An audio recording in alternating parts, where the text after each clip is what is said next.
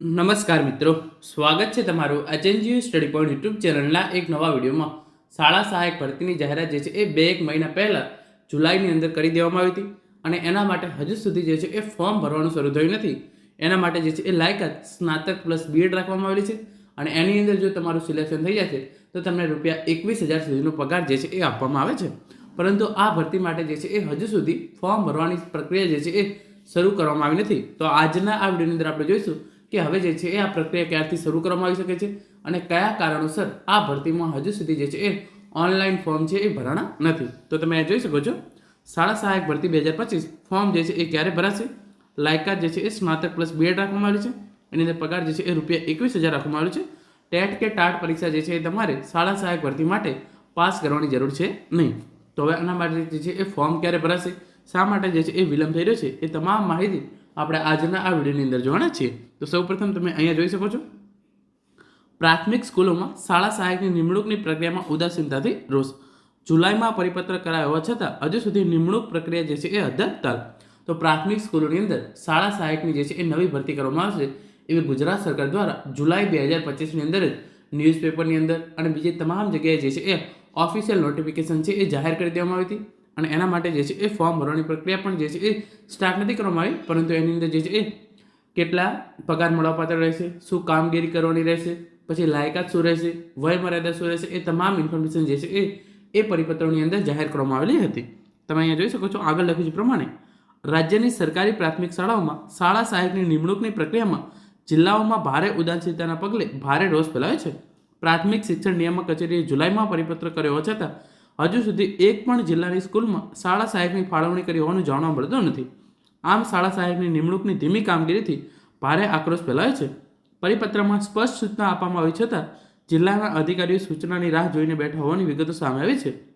રાજ્યની પ્રાથમિક શાળાઓમાં કરાર આધારિત શાળા સહાયકની ભરતી અંગે ફેબ્રુઆરી 2025ની અંદર ઠરાવ પ્રસિદ્ધ કરવામાં આવ્યો હતો, જેના અનુસંધાને આઉટસોર્સિંગથી શાળા સહાયકની નિમણૂક માટે નિયામક પ્રાથમિક શિક્ષણ દ્વારા ઝોન વાઇઝ કે જિલ્લા વાઇઝ એજન્સી નક્કી કરવાની કાર્યપદ્ધતિ અંગે એક પરિપત્ર જાહેર કર્યો હતો, જેમાં જણાવ્યું હતું કે જિલ્લા શિક્ષણ સમિતિ અને નગર શિક્ષણ સમિતિ હસ્તકની સરકારી પ્રાથમિક કેન્દ્ર શાળાઓમાં સરકારી પ્રાથમિક પગાર કેન્દ્ર શાળાઓમાં શાળા સહાયક ઉપલબ્ધ કરવા માટે જે તે જિલ્લાના કલેક્ટર, જિલ્લા વિકાસ અધિકારી દ્વારા માન્ય કરવામાં આવેલી એજન્સીને મારફતે શિક્ષણ વિભાગના ઠરાવની તમામ જોગવાઈનું પાલન કરી લાયકાત ધરાવતા શાળા સહાયક આઉટસોર્સિંગથી મેળવવાની જે છે એક કાર્યવાહી કરવાની રહેશે.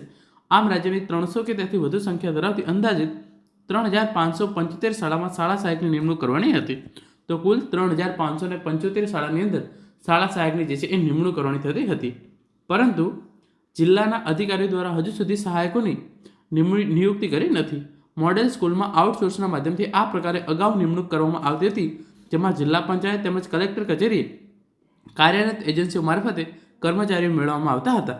આમ આ પ્રક્રિયા માટે ઠરાવ પ્રસિદ્ધ કરવામાં આવ્યા બાદ જિલ્લા કક્ષાએ ખૂબ જ ધીમી કામગીરી ચાલી રહેવાનું સામે આવે છે. સૂત્રોના જણાવ્યા અનુસાર સરકાર દ્વારા શાળા સહાયકની નિમણૂક માટે મંજૂરી આપવામાં આવી હતી અને તે અંગેનો ઠરાવ પણ પ્રસિદ્ધ કરી દેવામાં આવ્યો હોવા છતાં જિલ્લાઓમાંથી આ અંગેની કામગીરી મંથર ગતિએ ચાલી રહી છે. અન્ય જિલ્લાઓ પહેલ કરે એની રાહ જોઈ રહ્યા હોવાના પગલે પણ આ પ્રક્રિયામાં વિલંબ જોવા મળી રહ્યો છે. તો ઇન શોર્ટ, ગુજરાત સરકાર દ્વારા શાળા સહાયકની ભરતી કરવા માટે જે છે એ મંજૂરી આપી દેવામાં આવી છે. તમામ જિલ્લાઓમાં જે છે એ ગુજરાત રાજ્યના જે પણ જિલ્લાઓ છે એ તમામ જિલ્લાઓની અંદર કુલ 3,575 શાળાઓની અંદર શાળા સહાયકોની નિમણૂક કરવા માટે જે છે એ ગુજરાત સરકાર દ્વારા મંજૂરી આપી દેવામાં આવી છે. પરંતુ તમારા જિલ્લા કક્ષાએથી જે છે એ આ ભરતી પ્રક્રિયા જે છે એ હવેથી આગળ વધી રહી નથી. એકવાર તમારા જિલ્લા કક્ષાએથી જે છે એ આ ભરતી પ્રક્રિયા આગળ વધે તો એના માટે જે છે એ ફોર્મ ભરવાના છે. તો ફોર્મ ભરવાની પ્રક્રિયા અને ફોર્મ નહીં ભરવાના હોય તો ડાયરેક્ટ જે પણ લિસ્ટ એજન્સી દ્વારા તૈયાર કરવામાં આવશે એમને જે છે એ નિમણૂક આપવાની પ્રક્રિયા જે છે એ શરૂ કરવામાં આવશે.